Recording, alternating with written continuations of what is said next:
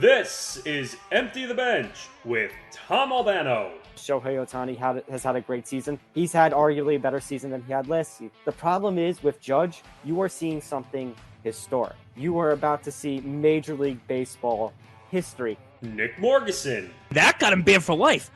What about the whole situation with Sarver, which includes sexualizing, misogynistic, racist, threatening players behind the scenes, and this got a year?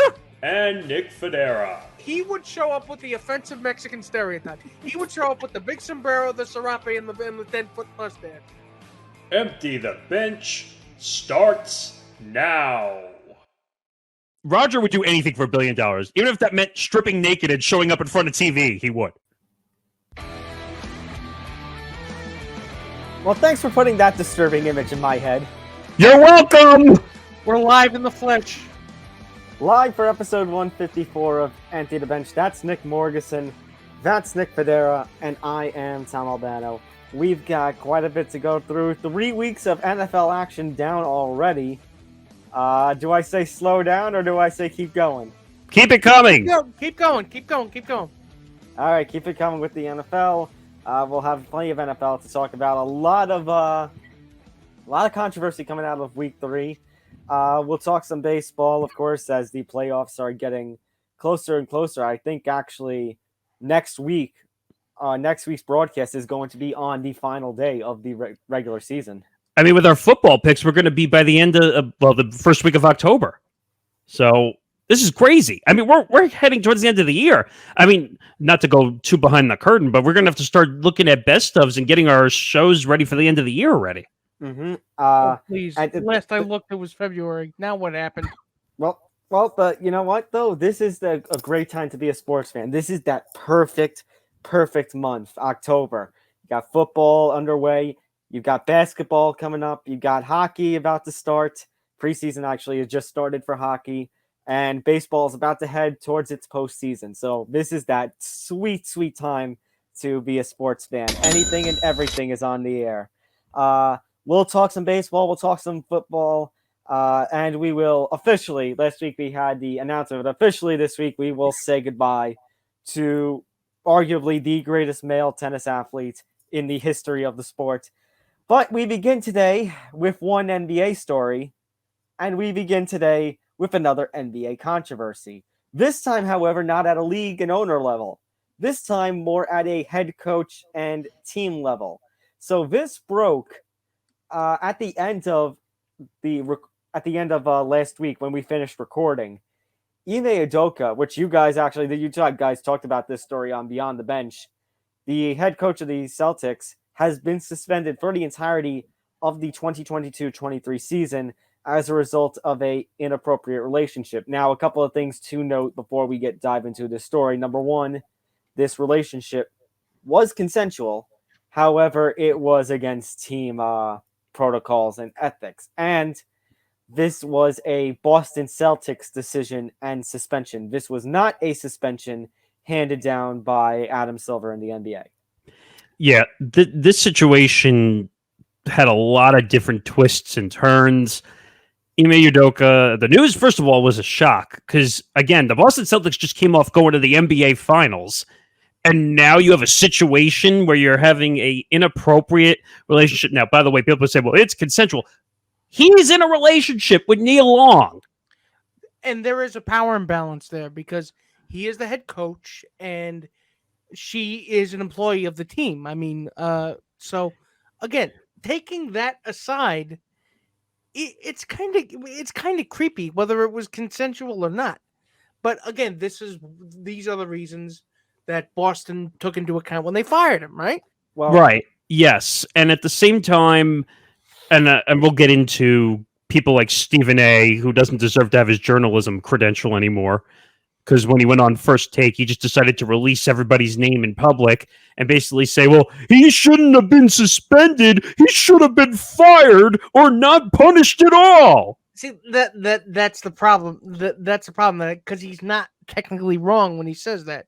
Because, again, what are you trying to... Because I honestly think, and I've said this before, I said it on Beyond, this was the Celtics trying to avoid a Robert Sarver style backlash. Nick, it's violation of team rules. That's what it is. It's a violation. Well, it's funny. We didn't know what was going on at the end of last week. We finished recording. We saw the story. All we saw was violation of team rules. We did not understand what that violation was. Yeah, but for it to be a year suspension, that means obviously something happened of major proportions. Right. But if they had suspended him, let's say half a season, and they had not said, if they had continued to stay silent about what the violation was, there would be a much bigger backlash than there was. No, actually, I think it's the complete opposite. If you kept it in-house and you let the media speculate about the suspension, then you wouldn't have as much backlash, because then let the media speculate as much as they want. But then that would become a distraction to the players, wouldn't it? That's for the media for making it way more than it needs to be. But Nick, don't you think with how the media is in today's day and age, it would have leaked out eventually? Yeah, somebody would have found out somehow. Right, but if technically it was in-house, technically it should have stayed in-house. Now, I'm for the opinion that it should be public, because when there's instances of inappropriate relationships, sexual abuse, anything of that regard, you need to let the public know what's going on. Don't hide it. It's not like this is unprecedented. We've seen something like this before in a couple of years ago with Matt Barnes and Derek Fisher. Yeah, but the one problem I do have is that on social media, because we didn't know the name until Stephen A. blurted it out like an asshole, everyone... They haven't reprinted that name. I haven't seen that name printed. No, guys, sorry. Because now I'm thinking of the Vince McMahon situation from a few months back. Here's a question. Was there an NDA involved? I don't know. That's a good question. So. No, if there was no NDA involved. Good. Okay, no, because if there is an NDA involved, if there were, Stephen A. would be in a lot of trouble. Exactly. And I would imagine, first of all, nobody farts in that organization with somebody signing an NDA. So... This is how sports teams operate. Nobody says anything out of turn. But here's what anonymous sources. But wait a second. There's something that's frustrating me besides Stephen A., which we'll get to in a few minutes. Because the name was not said, people on social media were throwing out every female that worked in the organization for the Boston Celtics. And there are quite a few. No, but that's a problem. That everyone is throwing out names that are working in the Celtics organization, dragging their names in the mud because they don't know who it is. And you're basically throwing them under the bus by not correcting the record, or at least not coming to the defense of your other employees. And that's why it had to be public. That's why the incident had to be public, because everyone was going to get dragged in the mud that was a female in the Celtics organization. But it's funny. I mean, you could say woman. You don't have to say female. You sound like an alien when you do that. Woman, whatever. You know what I meant. Woman. So, well, here's the thing, guys, that we're talking about is the other portion of it is the length. Now, I think the thing is, yes, this is not the NBA, and Adam Silver had no involvement with this situation. And you could say, it was consensual. So why is it 1 year?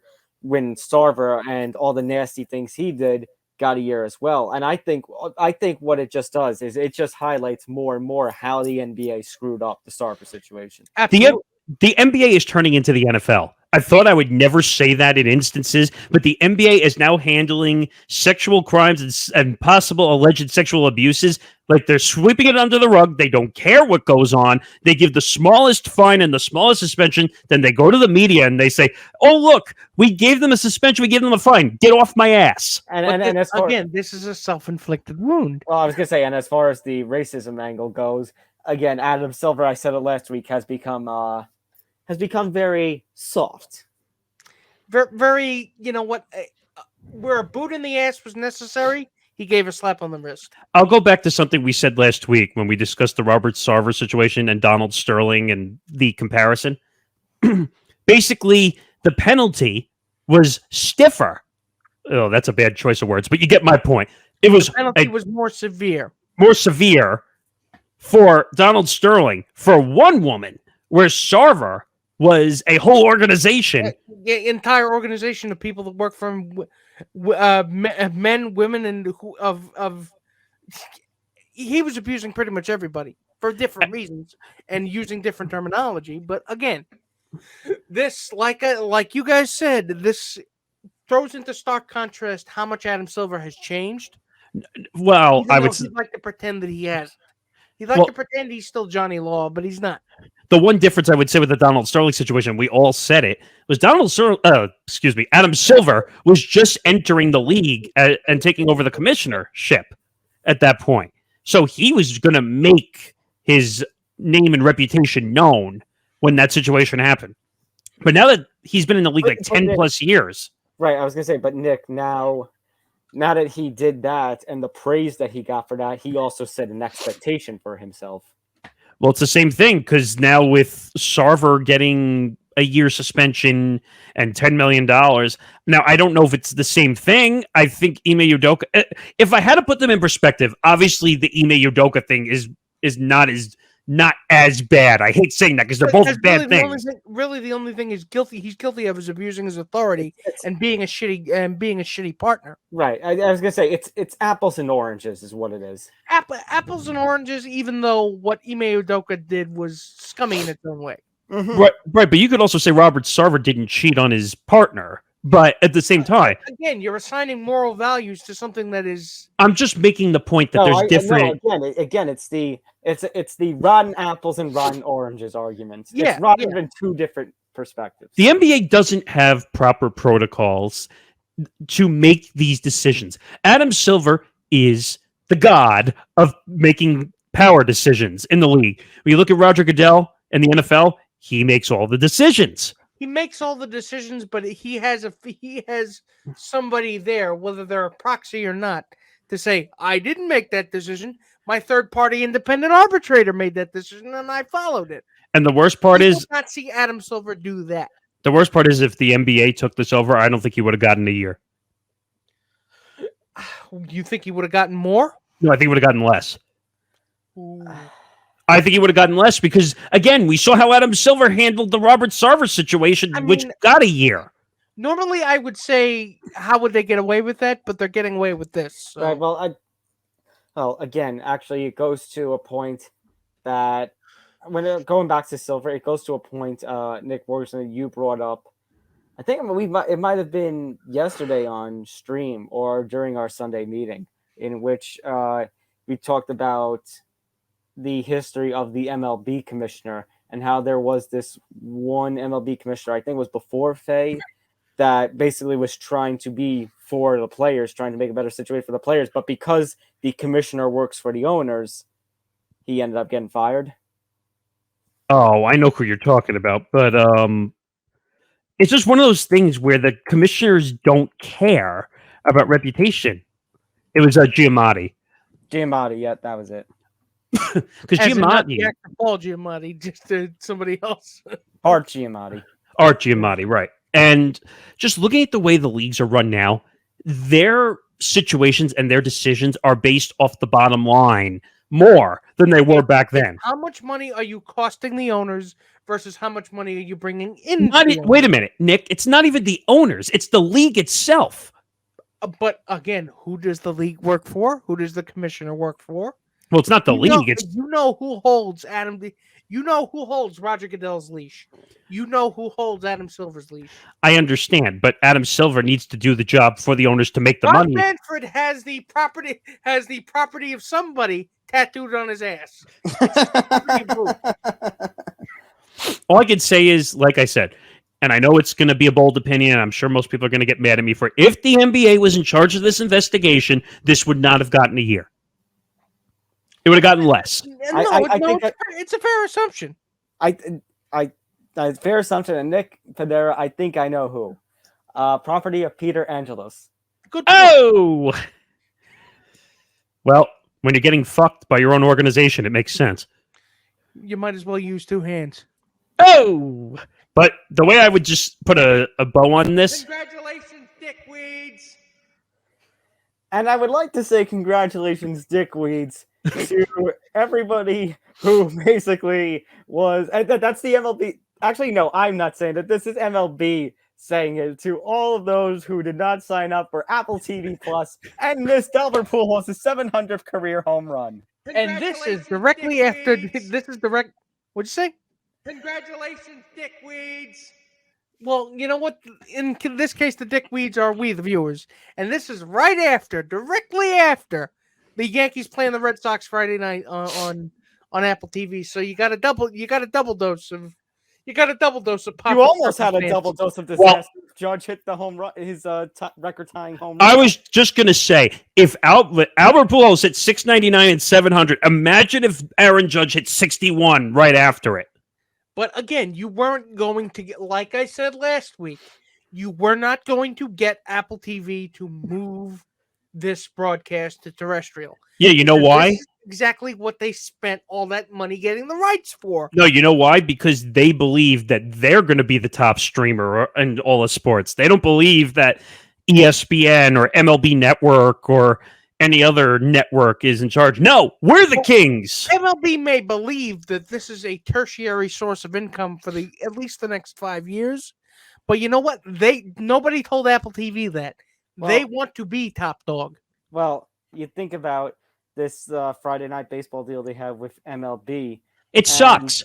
And now they're the official sponsor they're the new official sponsor of the halftime show for the Super Bowl, which, again, I told you guys this in a meeting, and I'm going to say it now publicly here.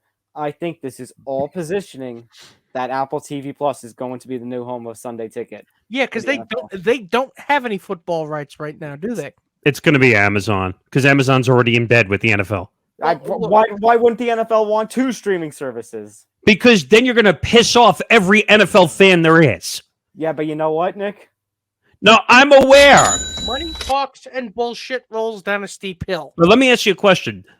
Are you going to go get Apple TV Plus? I mean, I have Amazon. I don't know if you guys have. I already own it, so I'm the idiot. For Sunday Ticket, yes.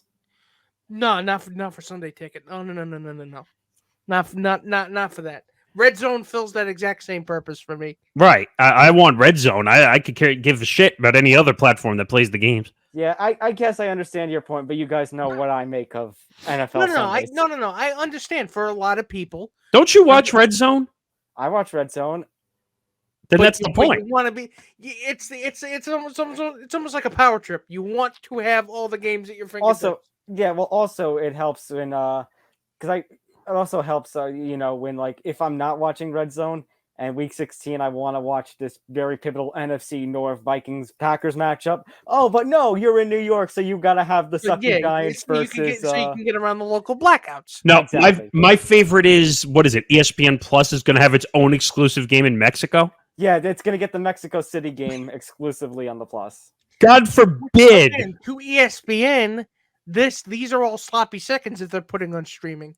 It's, you know how you would usually get shitty sequels to a Disney movie to go straight to video. Well, yeah, Disney Plus. Yeah. Well, no, I'm talking about before that, when we were kids, that you would see, like 10 different Beauty and the Beast sequels, and they're all on VHS, and they were all at your local Blockbuster. Now I'm dating myself. Holy crap. I haven't heard that word in a long time. This is essentially what they're doing at first with all the streaming, but again, they want to be Apple and Amazon, and to a lesser extent, Disney Plus and ESPN Plus. They all want to be top dog. They want to be as ubiquitous as ESPN is in every American home. They will never be an ESPN. Now, the only reason they're going to have more... There's a technological barrier at play here. Well, it's not even that. Welcome to the future. Yeah, because you're not going to teach a 70-year-old how to operate a smart TV. Okay, Wait. well, that goes... No. Sorry, Nick, but that goes to the point of the problem with MLB and the streaming services, because it goes back to what I've been constantly talking about. MLB's audience is generally older, but basically MLB wants to be you guys know that meme young and where hip. it's the MLB wants to be that meme with the old guy Steve Buscemi, walking in with the skateboard, walking into the school. How do you do, fellow children? How do you do, fellow kids? Or how do you do, fellow failure. That's what they want to be. That's why you have this stupid Apple TV deal. That's why you have these ridiculous rules like the Manfred Man and all of this. How many people? The problem is that's not an unattainable goal, but the head moron in charge is coming up with these cockamamie half-baked ideas. Wait a minute. Ideas, and good old Rob Manfred has just decided to just leak his brain juices all over everything. And you know what? You know what? I'm just going to say it now. It's not that there's a lack of ideas. It's that the lack of good ideas suck. Wait a second. I'm going to say it now. Rob Manfred is below Gary Bettman when it comes to commissionership. Yes. Honestly, it's come to that point. Not the sport. Just him as a commissioner. Commissioner. You know what? Gary Bettman has done more to grow NHL in a couple different cities since he's been commissioner than Rob Manfred has done. Wait a minute. He got a full deal with ESPN and TNT. He put hockey in Seattle. He put hockey in Vegas, and they went to the Stanley Cup their first year of existence. The Golden Knights have got a pretty decent fan following.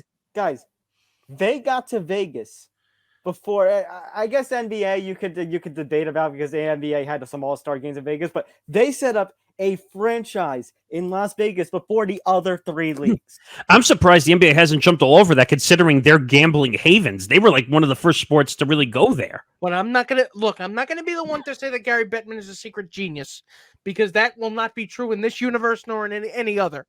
The issue that we're not realizing here, I can count on my hands and my fingers and toes how many people watch the game on Apple TV Plus. Okay. You're telling me how many people knew that the game was on Apple TV Plus? How many people in the dugout probably didn't even know that? If Albert knew that it was on Apple. Well, think about TV. this. Think about this.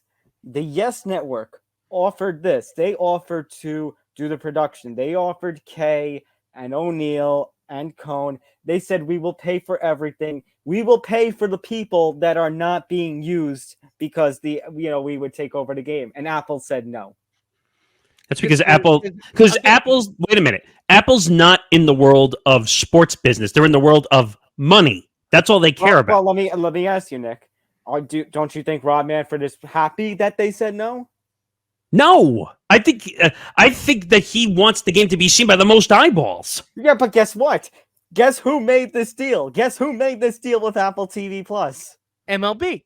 Oh, good old Rob Manfred. That's who. MLB made this deal. No. It's MLB. Nope. It's negative. It's MLB. It's negative. Nope. It's negative. It's negative. But at the same time, Rob Manfred needs to wake up and realize that the MLB audience is not hip. But they can be. Again, that's my point. But Nick, the young people aren't picking up on it. Young people, but you can show them that. You can introduce baseball to a younger audience. No, but not like this. How many? If you had kids today and they're looking at sports, do you really think they're going to play baseball? No. Well, they're going to go to football. Any young children of mine are going to be they're going to be bleeding pinstripes, so I'm not a good example. That's not the point. My point was, if you put them in front of all three sports. I was going to say, that's watching.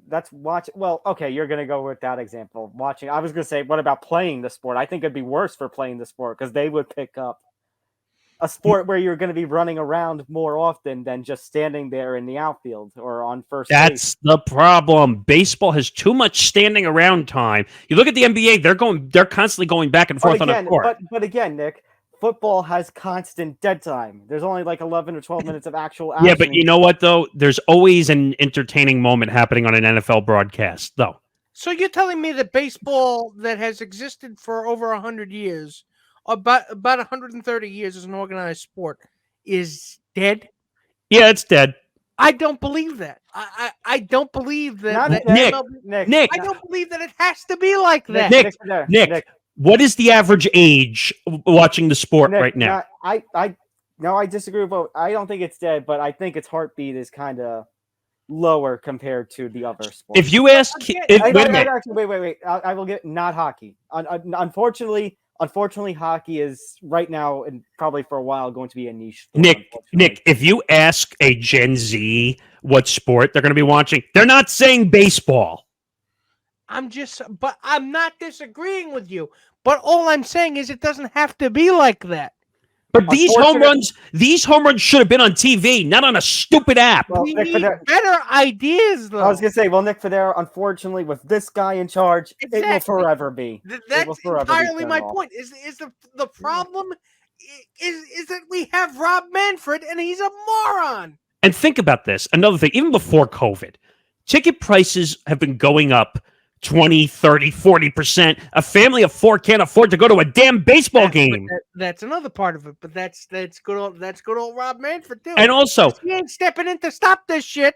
Also, Rob Manfred and baseball is complaining about all these sites that are getting tickets and they're selling them for cheaper. And you see apps like Game Time, and you're seeing apps like, I don't know, pick your choice of ticket site they can get them for half price. He's upset because he's not getting the tickets. And but he'll just sit there and say, "Oh, then the owners will sit there and cry poverty." It's like, which is a load of steamed horse dick. Because again, don't fucking cry poverty. You people are rolling in the dough. The MLB owners are some of the richest owners in all of sports. So don't fucking tell me you don't have the financial wherewithal or you don't have the means to reach a younger audience. You do. You just lack the capability. By the way, I would say you lack the brain power. I would say the richest owner in all of sports is probably Steve Cohen. But again, you lack power. Jerry, though? No, I still think it's Steve Cohen. You lack the brain power. You lack the willpower. Not the manpower. Let you know, while we're transitioning out, let me look it up. Let me see. So Steve Cohen's net worth is $17.4 billion. Jerry Jones, 15.5. Okay, point proven. Because Jerry is acutely aware of that fact and he hates it. Because why is Steve Cohen the top most expensive owner in sports? It should be me, damn it! It should be me. I think every hot dog is going to cost an extra $225. Wow. And I'm going to sell all these different little cowboy nitpicks that are going to say, "How about them Cowboys on it?" He's going to be a foam finger. It's going to be a middle finger. He's going to autograph them too. He's going to sit there and autograph each one. You know what? There's a way to fix this problem. You charge a toll to use the shitter. $5 to pee, $10 to take a shit. $15 if you got a boot and you want to rub one out. Oh. Oh my God. Nick, I'm just going to say it now. You're welcome. You have plenty of possibilities already for next week. Yeah, I do. But all I'll say is, long story short, this is just a crazy situation.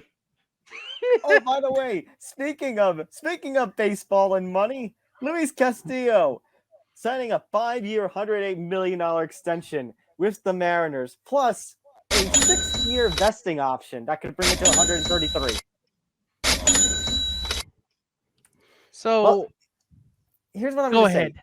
You knew something like this had to come when they gave up 4 of their top prospects at the trade deadline for an expiring contract in Castillo. I mean, and the guys apparently that they gave up are as can't miss as you can get. So don't throw something at me, but this is actually a cheap contract. Well, considering what he could make, I in the agree. market, Actually, that's honestly, totally a bargain. I mean, I'm trying to do the math quickly in my head. I think it's $22 million a year, roughly. Personally, guys, this is DJ LeMahieu style contract. Style it is. It absolutely is in terms of AAV. I think they got him for cheap, considering what they gave up. They gave up 4 top prospects. I know the Yankees were in the mix for him at one point, but they would have had to give up Volpe. So apparently they did offer him that, but they offered their best package of their best guys, but the Reds still said no. I'm side note, guys, because I don't want to get into a whole Yankees rant here because we already did that last week.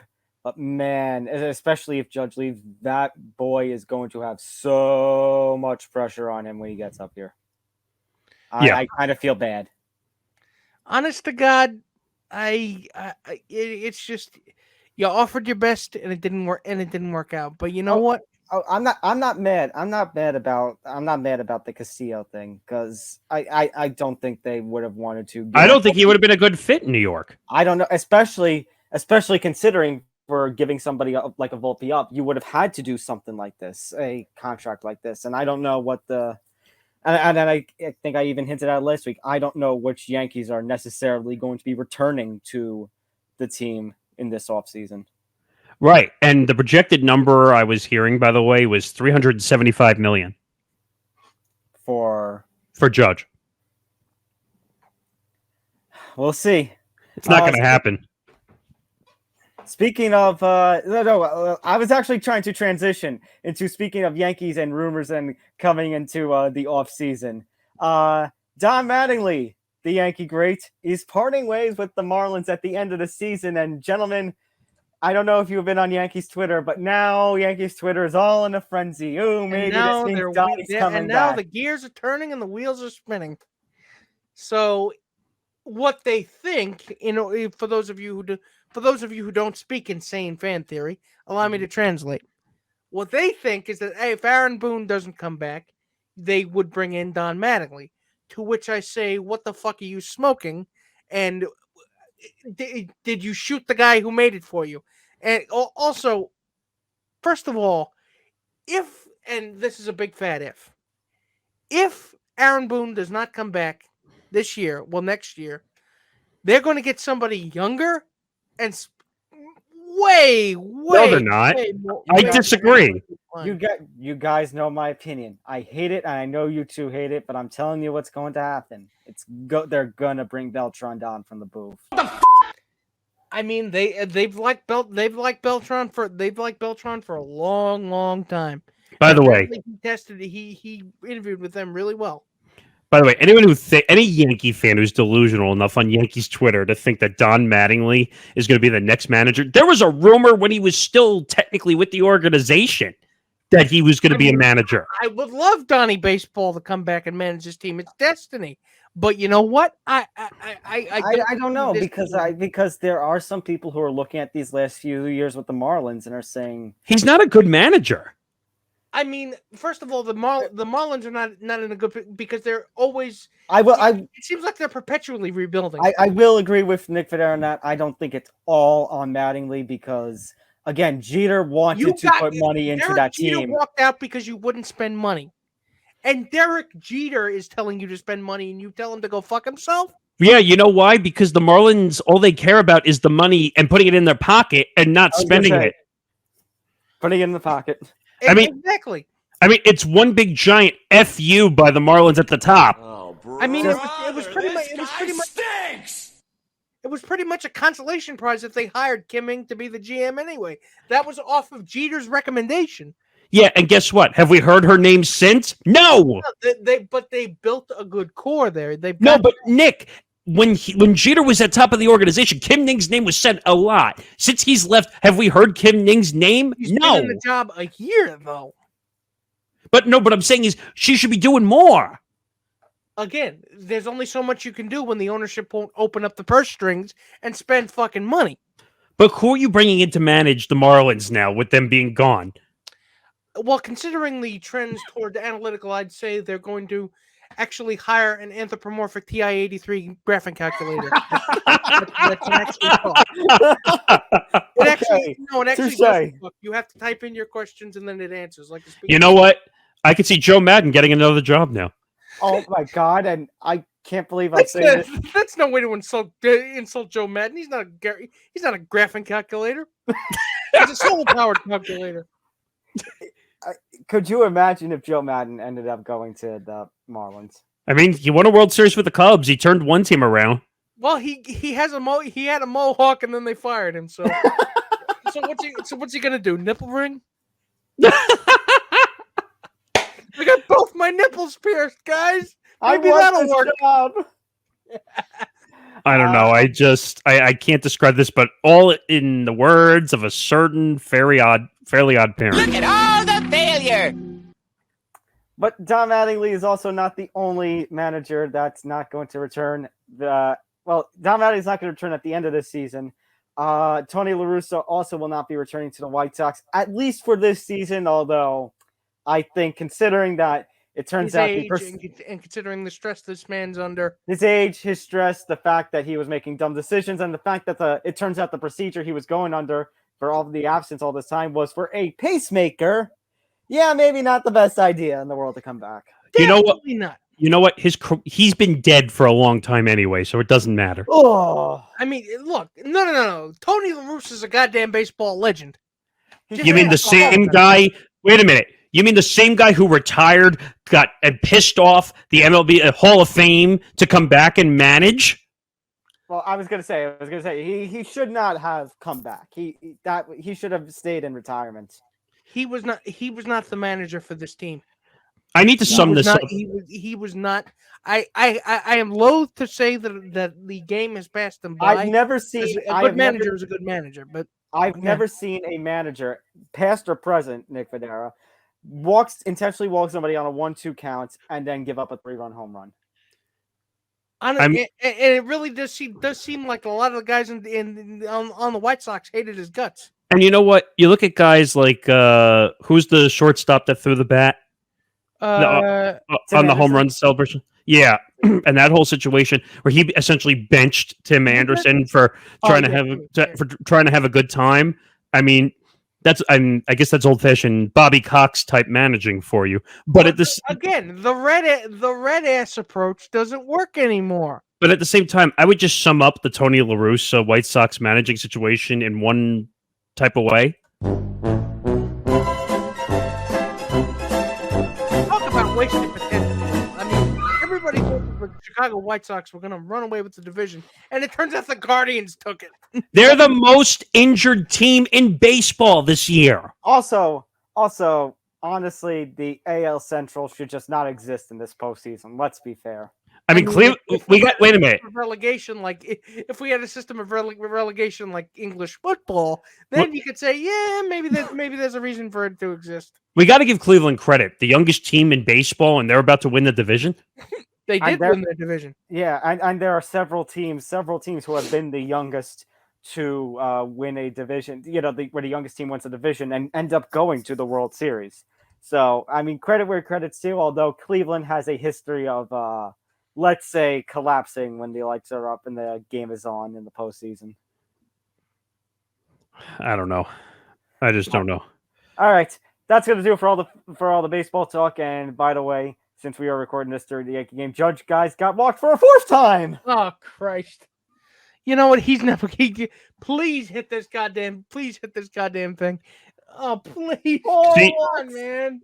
See, you know what? I mean, we look at all the pitchers. We were talking about this beforehand. Like, everyone's just walking in because they don't want to be the asshole that gives up the 61st home run for the record. But you know what? I'm sure Rob Manfred is sitting up in his office basically saying, RELAX. Am I to blame for this? No, it's everyone else's fault. All the non-branding pressure that he decided to put on. By the way, Sunday morning games on Peacock. Who wants to watch that? Yeah, I want to get up at 11 a.m. Eastern time on a Sunday morning.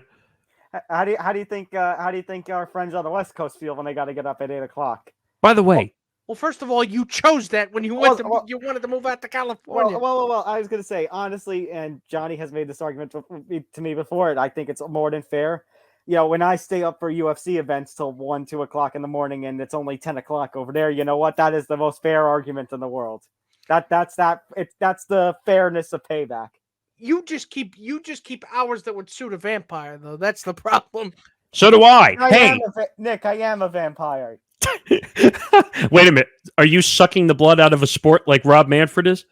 No, not that kind of vampire. Who do you think turned him into a vampire?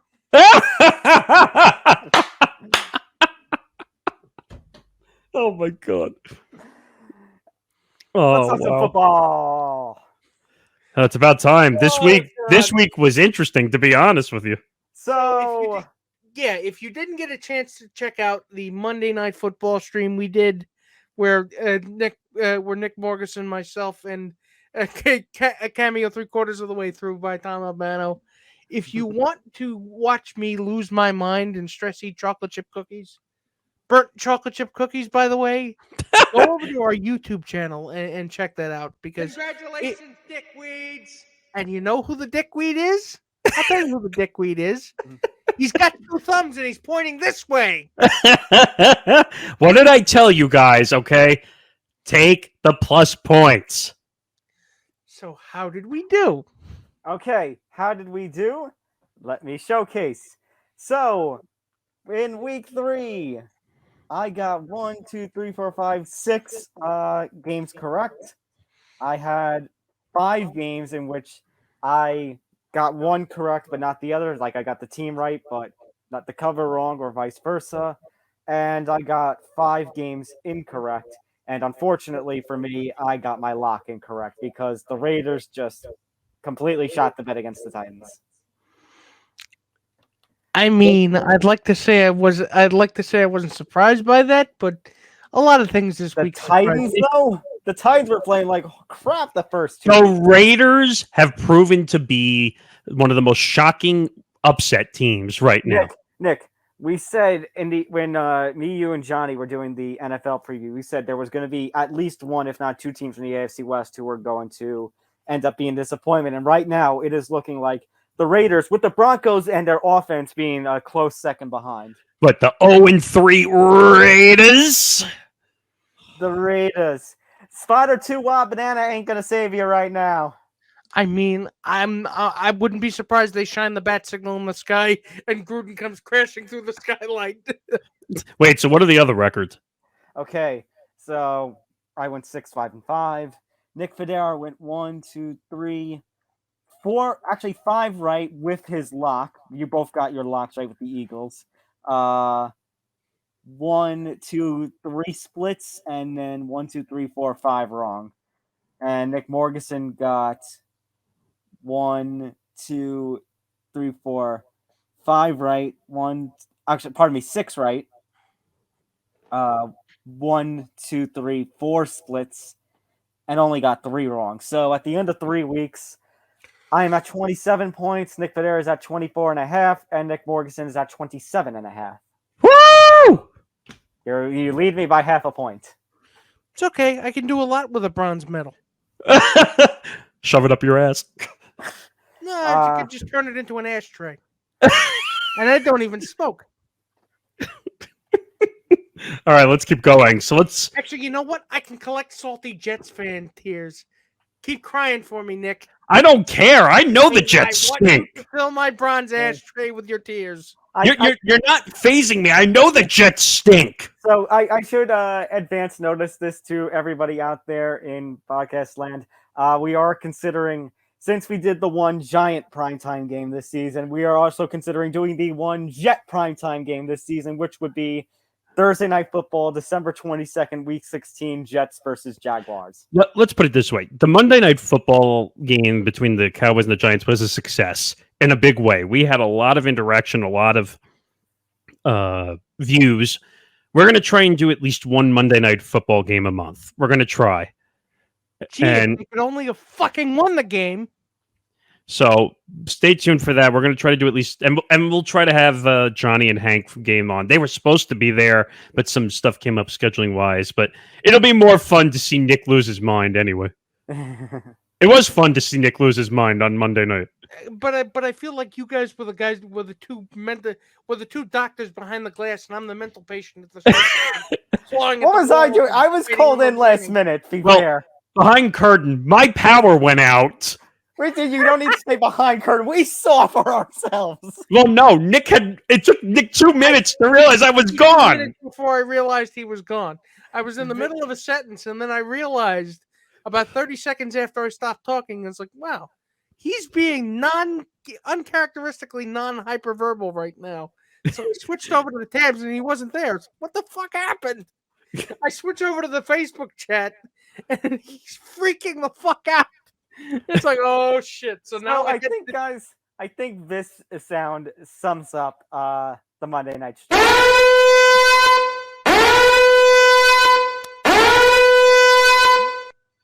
Oh, those alarm bells were going off in my head because I pretty much had to do a soft shoe dance to keep the game. Well, I had to hold down the fort till Tom came back. And then somehow I managed to come back on my phone somehow. So Hey, it's like you're Amish. You're watching games by candlelight. That's what it felt like. So All right, let's look at the games from week 3. Packers beat the Buccaneers 14-12 in a game in which Tom Brady had no receivers, basically. Not surprised. They got so desperate they had to sign Cole Beasley and promote him from the practice squad. Oh, another unvaccinated player. Yippee. The Broncos pick up an 11-10 victory over the 49ers. Jimmy G and his team just collect. What the hell was Jimmy G doing stepping out of bounds? Did he have no idea where he was in the end zone? Probably had no idea where he was in the end zone. Probably. Also, even though they won, Nathaniel Hack, you are still living up to your name of being a hack. You won by 1 point. As an offensive coordinator.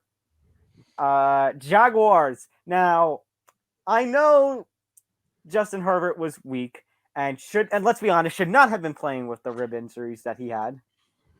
But, of course. But giving up 38 points to the Jaguars. Now, maybe it's just, guys, the Jaguars might be a little better than we thought they were because they're 2-1 right now. They are the leaders of the AFC South right now. Brandon Staley needs to be put down because he totally fucked up the end of that game. They were down 38-10 or whatever the score was, and you don't take him out of the game? Really? You don't take Herbert out of the game? What are you doing? But you also have one of the better defenses of the NFL, and really giving up 38 points like that. Bears defeat the Texans 23-20 in actually a very competitive game. Vikings nearly blow it against the Lions, but come away 28-24. Eagles coming up with a 24-8 win over the Commanders. Jalen Hurts just looks absolutely phenomenal.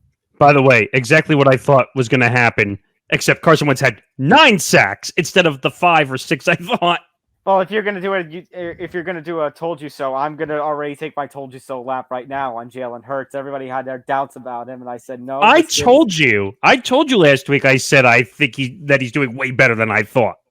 And definitely that addition of AJ Brown definitely. I told you I think that's the top tandem in the league right now.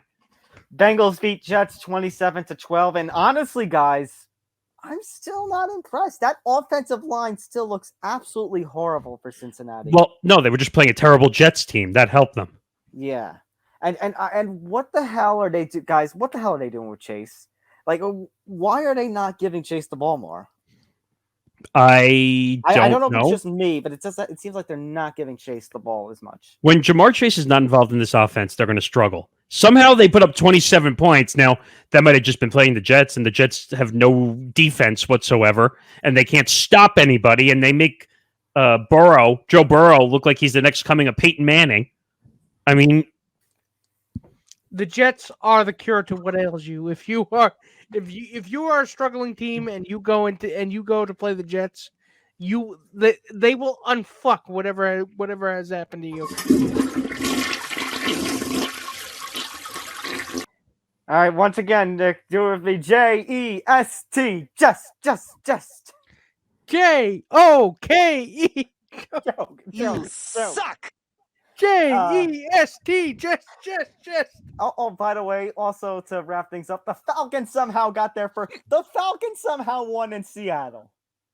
Which, I mean, shame on them. The love the Falcons to be. Seattle is confusing to me right now. I don't know how to describe them. But I don't think they do either. Geno Smith's going to be out of the job soon. I honestly don't think it was all his fault because you know what? This is a million different jigsaw pieces hastily crammed in together, and I don't know if they don't quite form a picture. You know who I feel bad for? Lockett.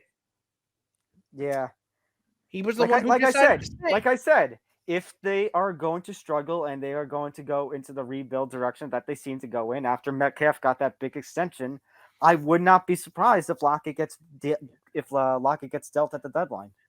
Metcalf too, you could say. That team's got to blow it up. It's got to blow it up. But at least Metcalf got a bag. Lockett hasn't gotten the bag yet. I think Lockett needs to be traded and then go get the contract. But guys, let's talk about one other. There was one other score I have to mention: the Dolphins pulling up a 2-point victory over the Bills. A hell of a game, probably the game of the week. But it does not come without controversy, as the NFLPA is now launching an investigation into basically Tua on that game. So let me explain this if you're not understanding the headline. So there was one play towards the end of the second quarter in which Tua was lit up. The defender actually got a flag. I think it was roughing the passer. And when Tua got up, you saw him wobbly. And he basically was walking, and he couldn't really stand on his own 2 feet pretty straight.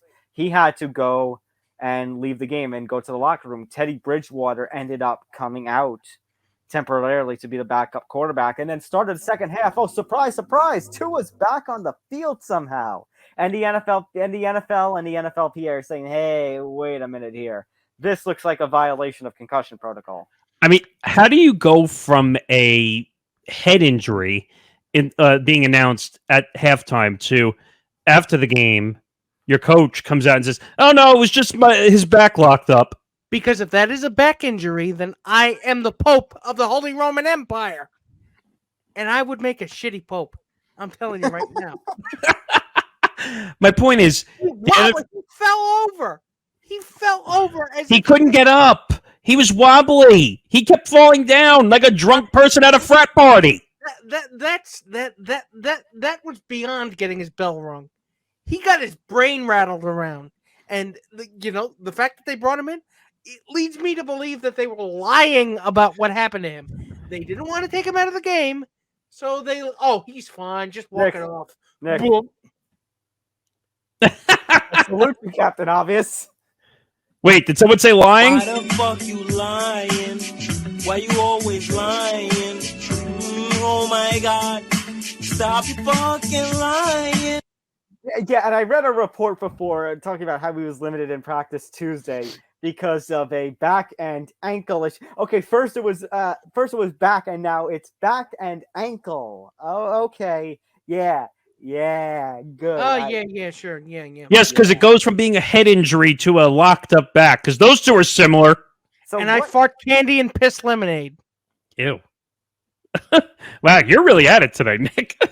Because you know what? Don't again. Please do not shit on my head and tell me it's chocolate frosting.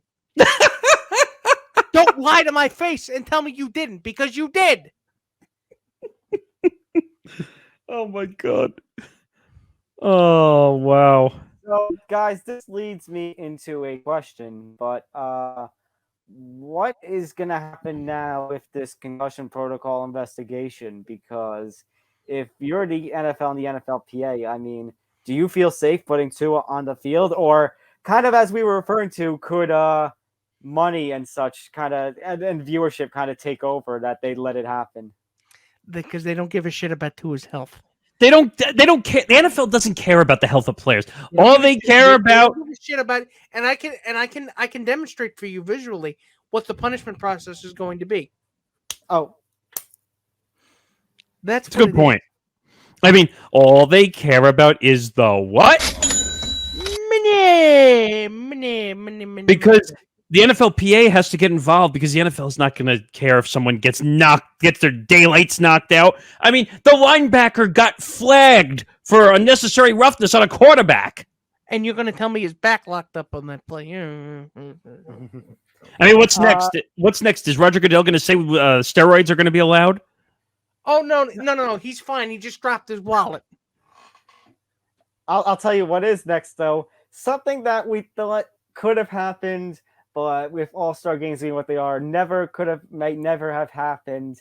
But it has somehow happened. Gentlemen, we have to have a funeral right now. A funeral for the NFL Pro Bowl. The Pro Bowl is no more. Hasta la vista. It is gone. It is now to be replaced by, so we had those skills competition, it's held on a Thursday before the Pro Bowl. it is now going to be a multiple day skills competitions. And instead of a actual Pro Bowl football game, we're going to get a flag football game. Wait a minute. It's going to be the Pro Bowl games. It's going to be like a Greek Olympiad. Wait. Do you remember when we used to make the joke about the actual Pro Bowl game and we used to say it was a flag football game? It's literally a flag football game now. Flag football now. It's literally flag football. What's next? Are we going to play capture the flag for the winner? An insult contest, pin the tail on the Roger. Let's see. What's next? Are we going to dress up as clowns and put trampolines on the field? We're gonna do musical chairs as our halftime show. Well, wait, it's not going to be on TV, is it? I think it will. The flag football game. I would God. Assume. Great. Also, you know what? What? Go ahead. No, Nick Fodera, you. What were you going to say? Beer pong sponsored by Budweiser, the bat spin. I mean, the possibilities are endless, and they're all stupid. What? Let's play Dizzy Bat. Oh, by the way, if that beer pong idea actually happened, don't go with me. I hope the NFL doesn't come with the think of the children card. Yeah, they're going to be beating each other's brains out in the Super Bowl, but the Pro Bowl, no. That can't be too violent. Oh, and by the way, speaking of halftime shows, we have our halftime show for this year. Super Bowl 57 will be hosted by Rihanna. Now, the original rumor was that with the Apple Music announcement, it's a music that was playing in the background. The original idea, the idea was the original host could have been Taylor Swift. However, it turns out it is actually going to be Rihanna. I was going to say that's swift timing by Apple. I mean, I'm sure they would have liked for it to be Taylor Swift, but I guess they weren't waiting to wait out the clock until she breaks up with her latest boyfriend. Oh, watch out! She's gonna write a song about us now. That's okay. I'm all right with that. What can you rhyme bench with? Is that gonna be? Is that gonna be? You know what? Screw it. Well, why not? How can you rhyme? What do you rhyme with bench? In a trench on the bench. Trench, clench, dench, drench. Just be careful. If Taylor Swift clenches any harder, her Swifties are going to come out of her ass. I mean, look, every Super Bowl halftime show that does not feature Weird Al Yankovic is a failure in my eyes. So. I like Weird Al. I'm with you on that. I want Weird Al to play the Super Bowl. Super Bowl polka. Yes, honestly, that would be something you could get people to tune in for. See, as much as Super Bowl polka, come on, it's a giant joke anyway. So you might as well get a master. As much as Rihanna is great and she's put out a lot of amazing songs, a lot of amazing collaborations, she's too busy with her fashion. So actually, I can't confirm this, but there's going to be Fenty kiosks at every turnstile in the stadium.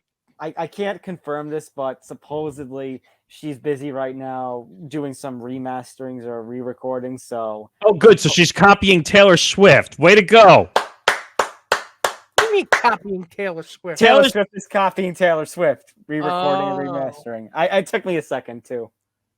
She basically remastered everything because Swifties will buy everything that she touches. So we're gonna put a Taylor Swift in a Taylor Swift. Yeah. I mean, as long as he doesn't do the performance art thing that The Weeknd did, where he was miming being caught in a microwave or something. No. What was more confusing were all the gifs that came out when he was looking at himself in the mirror when he was inside the funhouse. Yeah, because he was miming being caught in a microwave or something. All right. Before we get into our picks for this week, little salute to Roger Federer. So competed in the Laver Cup, actually teamed up in a doubles matchup with his longtime rival Rafael Nadal. They end up defeated, but like we kind of implied last week, and I implied in a minute. Over 300 weeks at the top, number one ATP men's tennis player. 237 consecutive weeks as the world's number one tennis player. That may never be matched ever again. to be honest with you, I really, really, really thought that he was going to just end the match by stabbing Rafael Nadal. I mean, Roger Federer had one of the most amazing tennis careers I've seen in 20 years. This man won everything, including a French Open, because that was always the weakness for him. He won one French Open, but he's won the Grand Slam a few times. Oh, once, because he won all 4 majors. But this man changed the sport of tennis forever. I mean, forget Novak. Who gives a shit about Novak at this point? I mean, well, he's pissing on his own legacy because he's afraid of a needle. But still, well, Novak couldn't play at the U.S. Open. But again, I said this on Beyond. I said it last week, where tennis has got to get some new stars, but quick. Well, from a U.S. standpoint, they need to get new stars. The world, they have so many stars. But you know what? If tennis wants to survive in the U.S., they need more superstars. I told you, golf is really their leading star right now. And I love how Venus Williams just came out and said, "Oh, I'm just taking a break. I'm not retiring. You're retiring. Stop." I mean, I don't know if they could. I don't know if they could take the retirement of both Williams sisters in 1 year. But Venus is what, 40 something at this point? Serena's 40. I don't know how old. I mean, Venus just is. imagine that, losing both Williams sisters and Roger Federer in the same year. That's a oof. Well, Roger's been hurt for the last 2 years. You haven't seen him that much. So we also have had COVID, so we actually haven't had the best kind of, and I don't want to say the best kind. We haven't had the best kind of tennis, but it's definitely been a little different of a world the last couple of years. But what I will say is, with some of these people, Roger especially going out, that brings the world closer down to the U.S. level. I wouldn't say that U.S. is anywhere close, but it brings them closer. I don't know. We'll see. Roger had a great career. He's hurt. That's what happens in tennis. Tennis is an individual sport. There's no team helping you. Well, unless it's doubles. You still have to run around the court as much as the other partner does. Still, the only thing I know about tennis is I play Mario Tennis. That's the best kind of tennis. It is the best kind of tennis. And all you have to do is throw hammers at a tennis ball to win. All right. Injury list, by the way. Tua, we've went over. Herbert. I mean, I don't know if I feel safe playing him this week, fellas. Staley screwed up. The head coach, Brandon Staley, screwed up. It's 38-10. Especially when you're playing the Texans this week. This might be the week to tap Herbert out. It's not going to happen. He wants to play so bad. When we do the rapid rundown, assume he's not going to play. You can't assume that yet. Mac Jones. He's out. Mac Jones is out. So some want. So Mac Jones apparently wants to be cautious. The Pats obviously want to try and bring him back sooner rather than later. And unfortunately, Sterling Shepard, as you saw yesterday in our Giants-Cowboys stream, tore his ACL in the final play in a non-contact manner, done for the year. Which, if you were going to rip my heart out, could you at least wait until you were, I don't know, maybe 3-0, 4-0 before you put... What the You know what? I mean, here's the thing. I can't it do, seems I like can't do this right now. I can't do it. Here's the thing. They seem to be focusing more on the young, just drafted receivers anyway, like your Wan'Dale Robinsons, your Kadarius Tonys, even Bellinger, the tight end, who has been actually looking pretty damn good so far. But you know what? Congratulations, Kenny. You're going to get what you want. Wait, did you say congratulations? Congratulations, dickweeds. I mean, I've said this before and I'll say it again. You're on borrowed time. You won 2 games that you got lucky to win. Well, I'm sorry. Team that's 1-2 says what? I'm not complaining. I never said the Jets were better. I'm sorry. Team that's 1-2 says what? Nick, I never said that the Jets were good. Says what? You two are not saying anything at this rate. No, but I just want my point to be heard that I never said anything like that. I know you did, but again, I know what you're thinking. You know what I'm thinking? Silence. That's what I want. All right. Oh my God. getting out of here. It's time for the rapid rundown.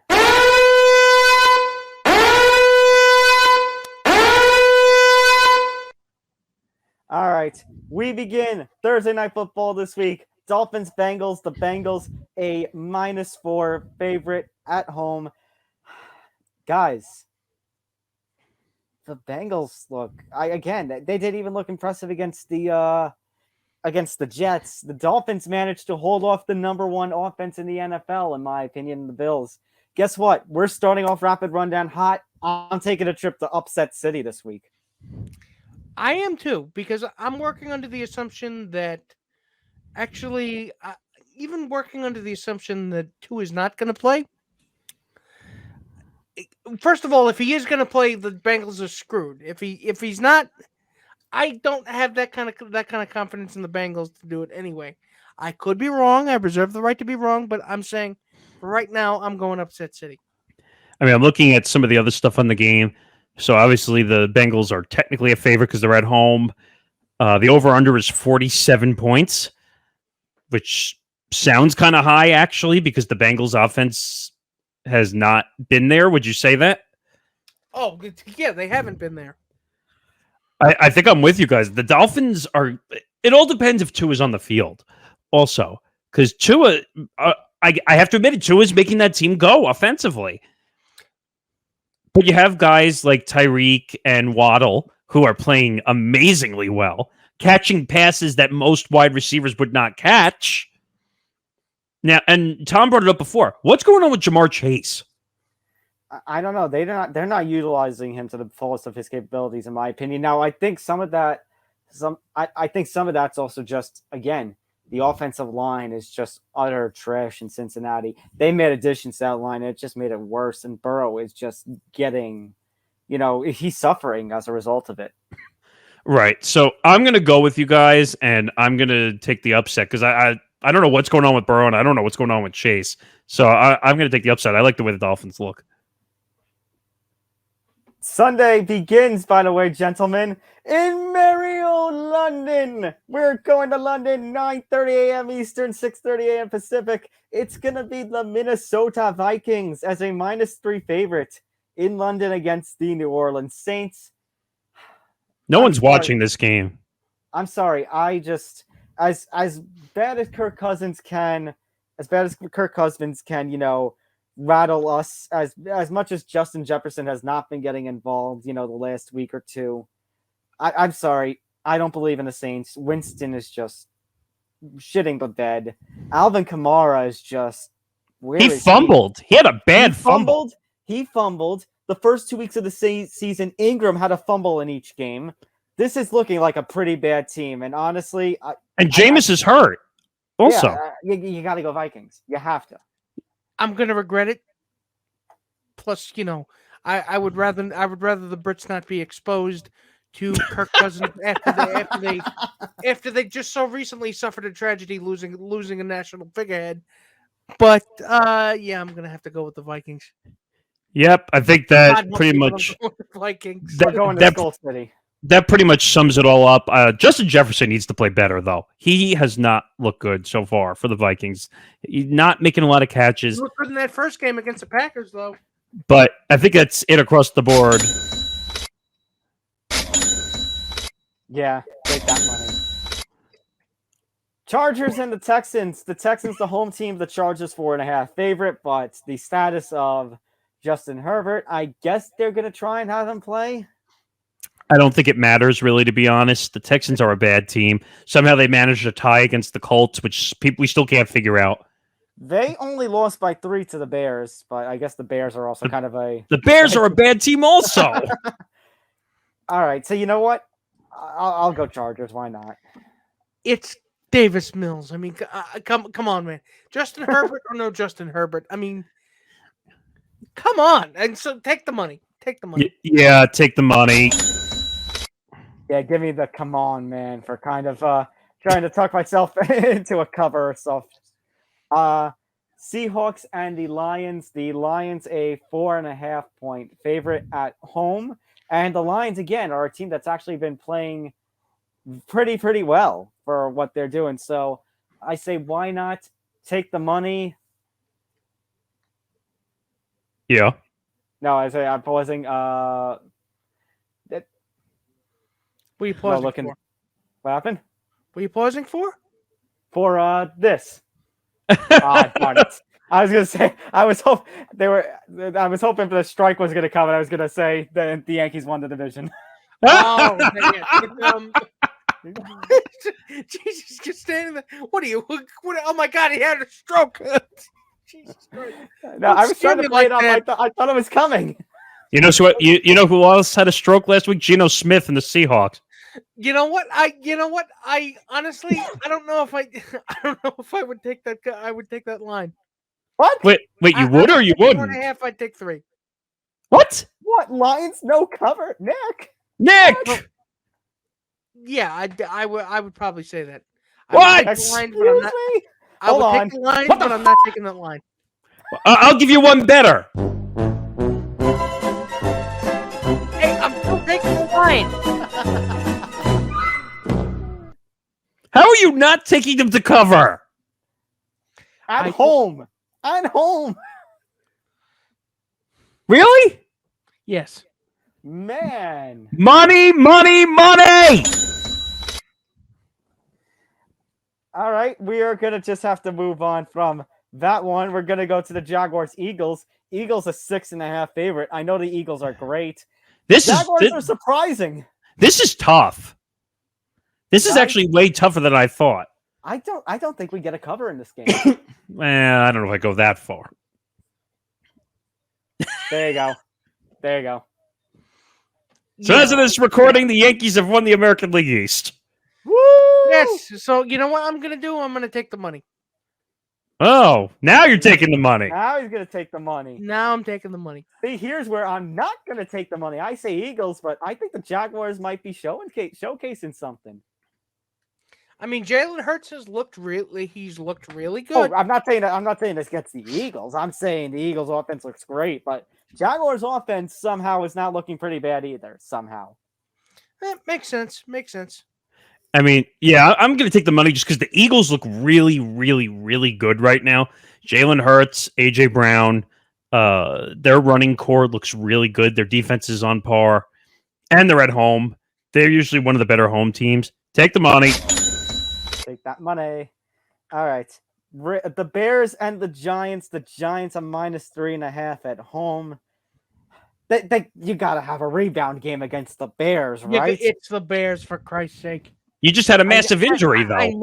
I know you made Cooper Rush look like he was Joe fucking Namath out there. But that's one injury. And yes, the offensive line looks like trash. But I'll give you this. This is the make or break game. If this is the make or break game. I know I said the first half schedule is very weak. I said once the post bye week happens, the collapse was going to happen. But if you lose to the Bears, the collapse is going to happen very sooner. Enlighten me. What's the Bears' record? 2-1 though. They're both 2-1. Yeah. So you know what I'm gonna do? Don't do it.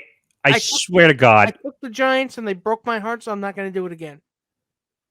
Oh, you're going you're taking the plus points? Bears. Oh, he's taking the plus points. I'm going Upset City. They are not gonna fuck me over again. Actually, Tom, I'm kind of with him. I was going to take the Bears plus the points. I think the Giants are going to have a massive letdown after the way they lost. I'm going to lone wolf then. I'm going to go with the Giants. Guys, you know how I feel about Justin Fields. I think he's terrible. I think sooner or later he's not going to be in the NFL. I think the weapons around harsh, don't you think? No, I don't think it's harsh. I think they won their games in spite of Justin Fields. First of all, any quarterback, Nick, could be out of the NFL in 2 snaps. It all depends on what happens. The reason they were pretty good last game, Khalil Herbert was going off. Actually doing very well in place of David Montgomery. So that's a massive injury that I forgot about. Correct, and I think if the Bears beat the Giants, it's either going to be because 1 of giant ineptitude or 2 because of Khalil Herbert, not because of Justin Fields. And honestly, I know they have St. Brown, not Amon-Ra, but Right, the other brother. Yeah, I never know how to pronounce his name. I think his name is. Yeah. He's all right.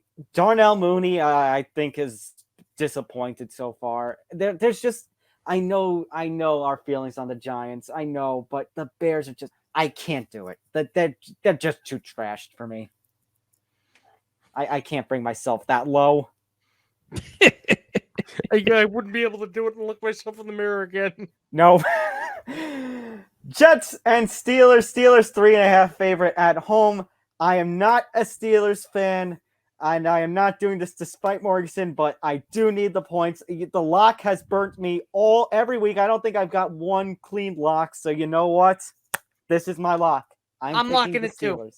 This is not my lock, believe it or not. What? Wow. Okay. Just call me Master Lock, because there's my lock. Even though I already know that this line should be way higher than 3.5.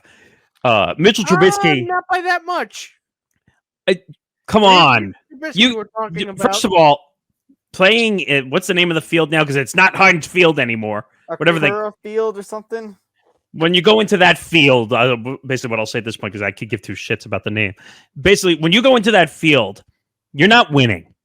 It's one of the toughest places to play. I don't care if you're Mitchell Trubisky or Ben Roethlisberger. Acrisure, by the way. Oh, Acrisure Field.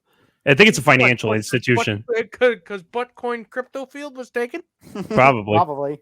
But yeah, there's no way. Take the money. You're going to make a lot of money off this game. All right, we go now to Atlanta, where the Browns are playing the Falcons. Browns a 1.5 point favorite. I guess because the Falcons won last week, but I mean... This one's confusing because I don't know who to trust. Trust nobody. Like Stone Cold used to say, DTA. But you know what? I picked the Falcons to be a 1 or 2 win team. I think I had them at 1-16.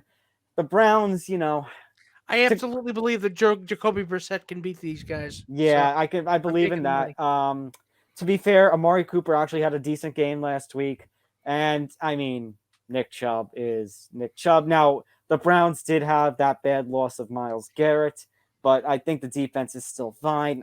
I got to go with Browns, especially with a short line like this. This is you can't really do, you can't do Browns no cover. It would have to be one way or the other. This is an all or nothing game. I go take the money. I go Cleveland.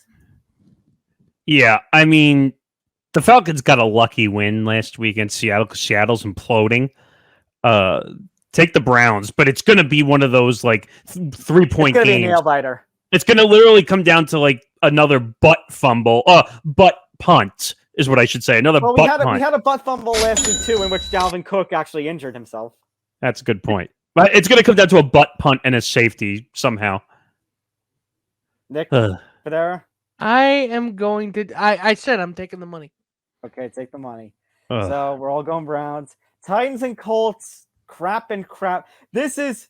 We had... When the NFC East played for all these years, we've had the NFC least. What do we call the AFC South? The Clash of the Crap.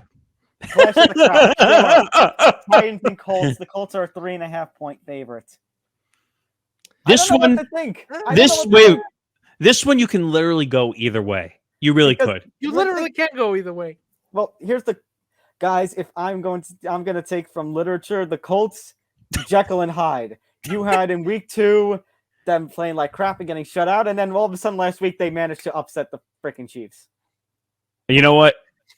The only logical reasoning I can make to this game is that Matt Ryan has looked awful so far for the Colts, and that's going to be the difference. Then that's the reason why I'm going upset city. Yeah, I think I'm going to lay the 3.5, and or we'll go plus 3.5 on the Titans. I think I'm with you guys. Let's go upset city. Let's go. Because Matt Ryan's been a joke since he's been brought over there. Whew. Hang on, have a little. Okay, there we go. Little snafu on the on our rapid rundown tracker. Commanders and the Cowboys. The Cowboys are -3. If the Cowboys were able to have that competitive game against the Giants, I think Commanders game is a JOKE joke take that money. Yeah, this is not going to be close. I mean, how many times did Carson Wentz get sacked? 9 times against the Eagles? As they said in Ferris Bueller's Day Off, 9 times. Take the money. And this is not my lock. Still not. Wow. Okay. I'm taking the money, but I don't know what else you can pick as a lock. Okay, Nope. Bills and Ravens. This I This think. is it? No. I said Bills and Ravens. I think this is the game of the week right here. This is the game of the week. I mean, the Bills had a hard luck loss last week. And we got to see Ken Dorsey completely go viral. Ken Dorsey smash up his goal like it's backstage at WWE. How many different responses did you see using that video? My favorite was the broken McFlurry machine at McDonald's. My favorite was somebody uses the blue shell on you in Mario Kart.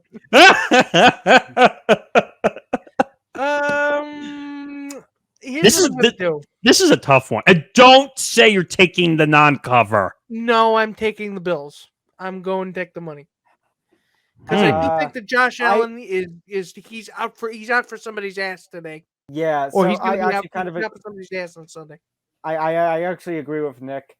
I think the Ravens, Lamar and company have played very well for, when I said that they were the most overrated team and what weapons do they have. They are starting to prove me wrong, but the Bills are still one of the top, if not the top team in football right now, especially at the offensive end.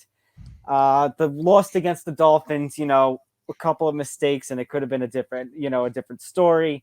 I'm still going to trust the Bills, and like Nick Fodera said, Josh Allen's going to have a fire under him. I'm going Bills. Take the money. Yeah, I think Josh Allen is not happy the way that game ended. By the way, if anyone saw that hug between Tua and Josh Allen at the end of the game, which Rihanna, kind of went Taylor Swift. Prime meme material.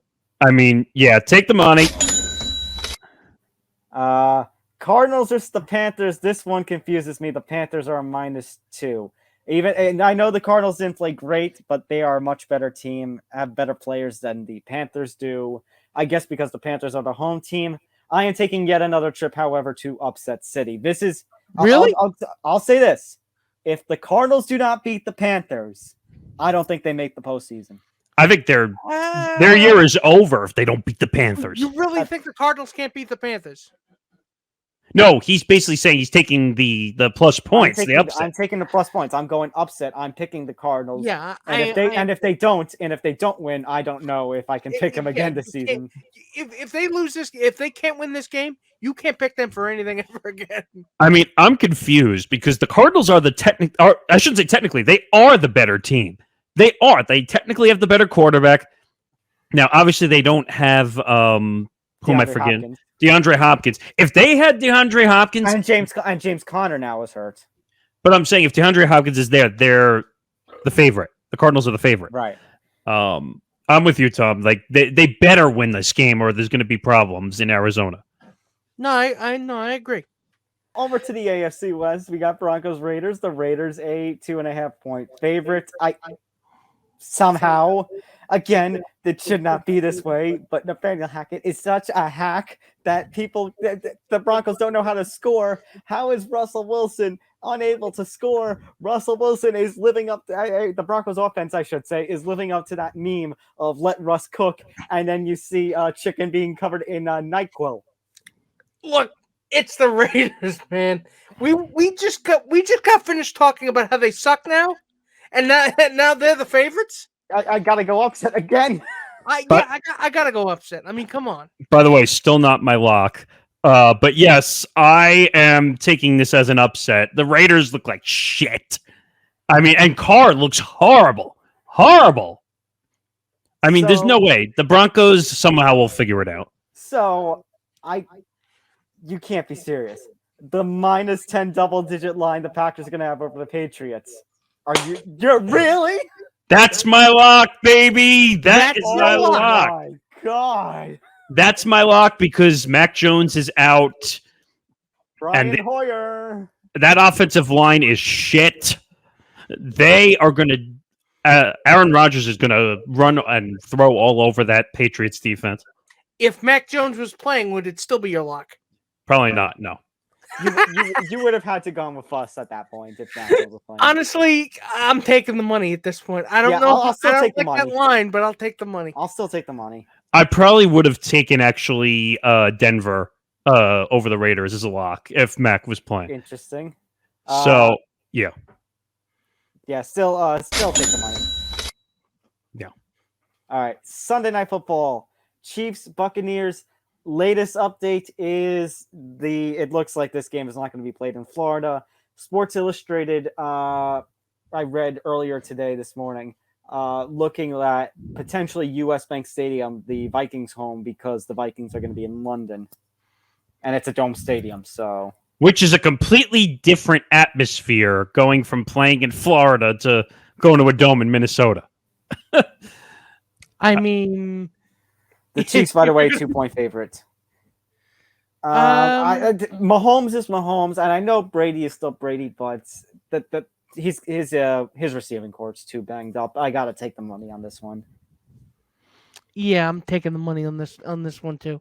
Yeah, I was listening to Brady on the podcast that he does with Jim Gray and Larry Fitzgerald, and he was basically, well, we need to figure it out. We need to score more points. The offense needs to play better. Thank you, Captain Obvious. I didn't know. I mean, the man. Thank you very much. Take the money. Patrick Mahomes has definitely got to start figuring it out. The Buccaneers are too banged up. Well, he's a bath guy. He's a bath bomb guy. Don't you know that? Oh, God. Enough with those commercials.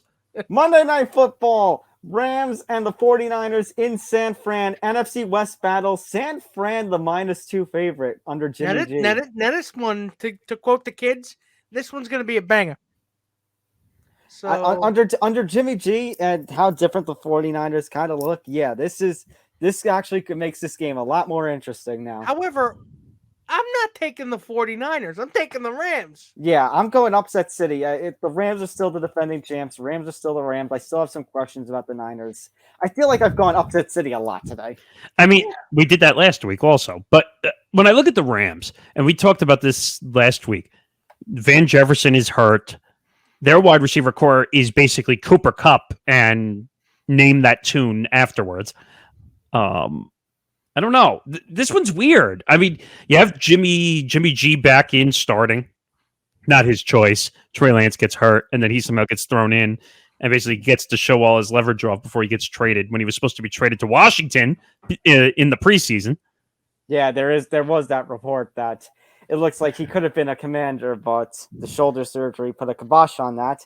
And now the 49ers kind of look like geniuses. I mean, this is going to have to be a Cooper Kupp game if they're going to win. And I think that's going to be the case because the Niners defense is a question mark, in my opinion. So I would take the Rams. We're going upset city on a lot. Yep. Yeah, we are. All right. And now, speaking of our destination, upset city, our destination, the end of the show is here. So that'll do it for us. Make sure you give a like here. Make sure you subscribe. And make sure you ring that bell so you get notified for everything here on the Empty the Bench Network, from Empty the Bench to the MMA Outsiders, from Game On to Beyond the Bench, Fruity Cereal, Living Life, so much more. YouTube.com/ETB Network right here.